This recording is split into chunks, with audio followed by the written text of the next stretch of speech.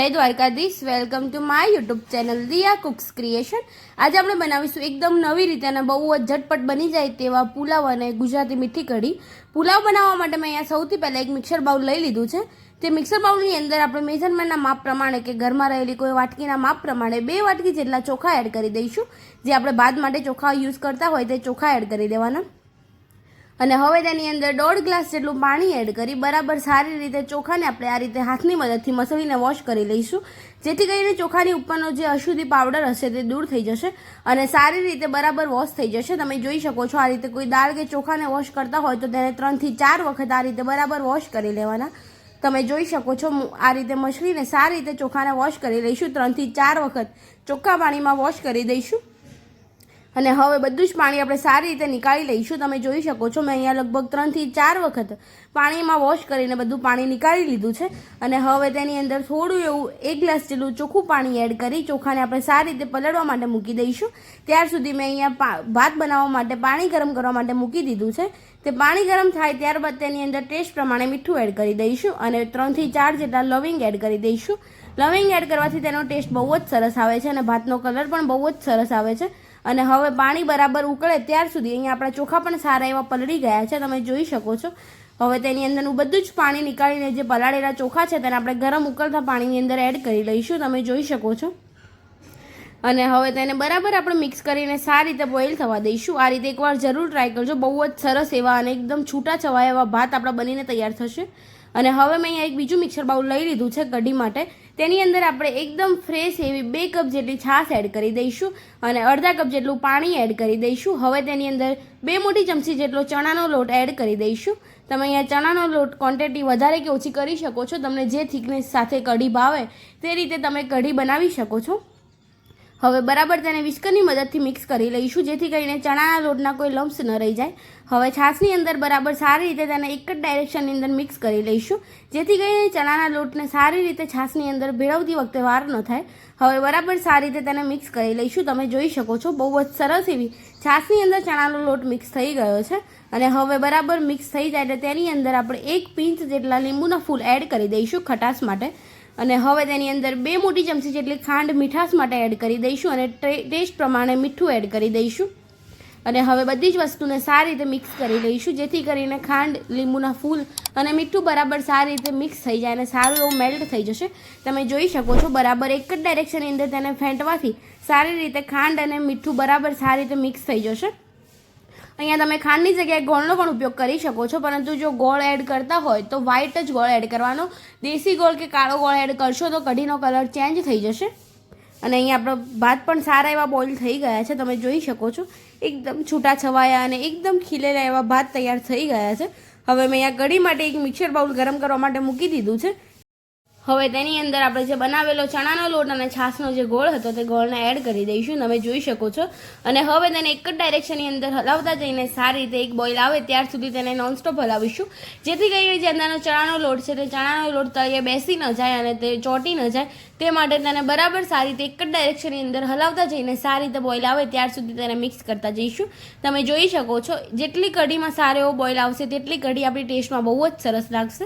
તમે જોઈ શકો છો, કઢીની અંદર સારો એવો બોઇલ આવવા લાગ્યો છે, તેને નોનસ્ટોપ હલાવતા જઈને એકવાર બોઇલ આવે ત્યાર સુધી તેને આપણે કૂક થવા દઈશું। તમે જોઈ શકો છો, એક જ ડાયરેક્શનની અંદર નોનસ્ટોપ હલાવતા જઈને સારી એવી કઢી આપણી ઉકળવા લાગી છે અને બહુ જ સરસ એવી તેની સુગંધ પણ આવવા લાગી છે, તમે જોઈ શકો છો। અને આ રીતે તેને બરાબર સારી રીતે હલાવતા જઈને એકદમ સરસ એવો બોઇલ આવે ત્યાર સુધી તેને ગરમ થવા દઈશું।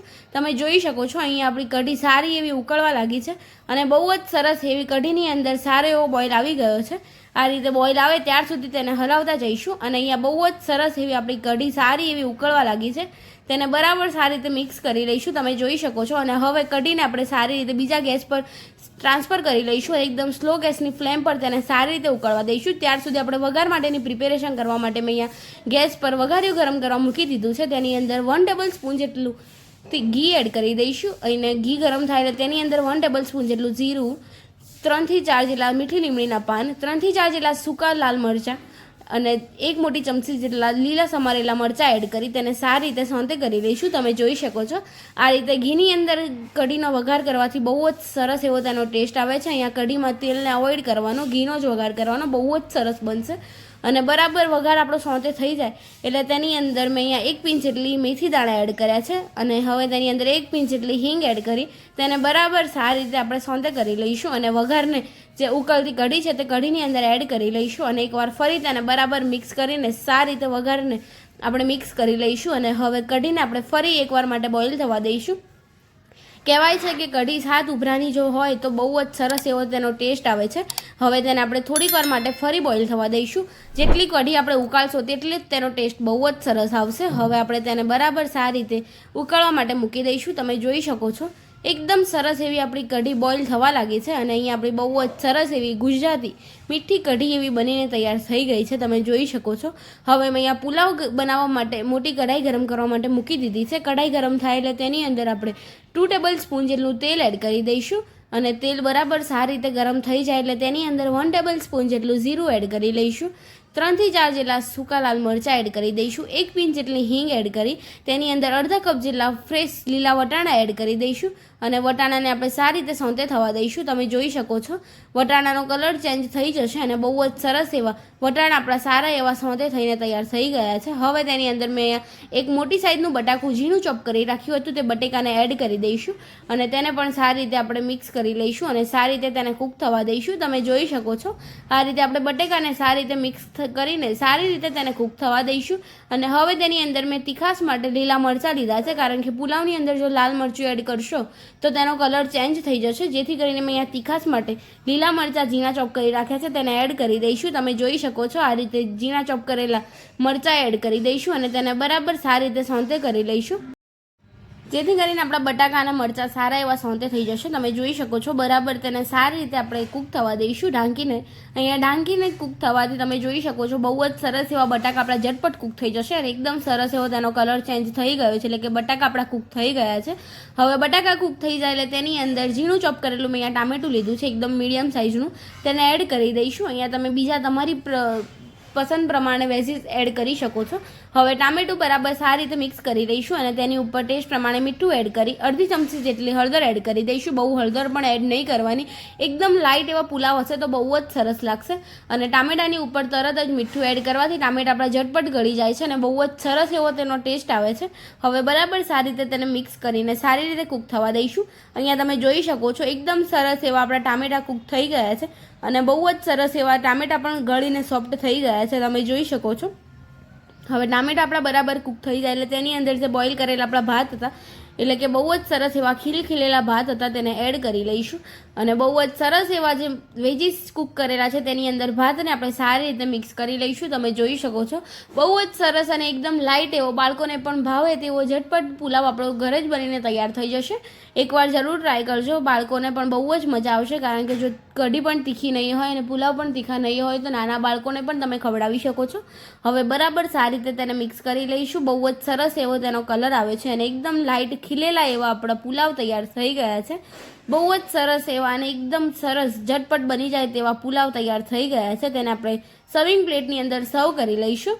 સર્વ કરતી વખતે તમે જોઈ શકો છો સૌથી પહેલાં તો ગરમા ગરમ કઢી તો બહુ જ લાજવાબ એવી અને ટેસ્ટ પણ બહુ જ સરસ છે.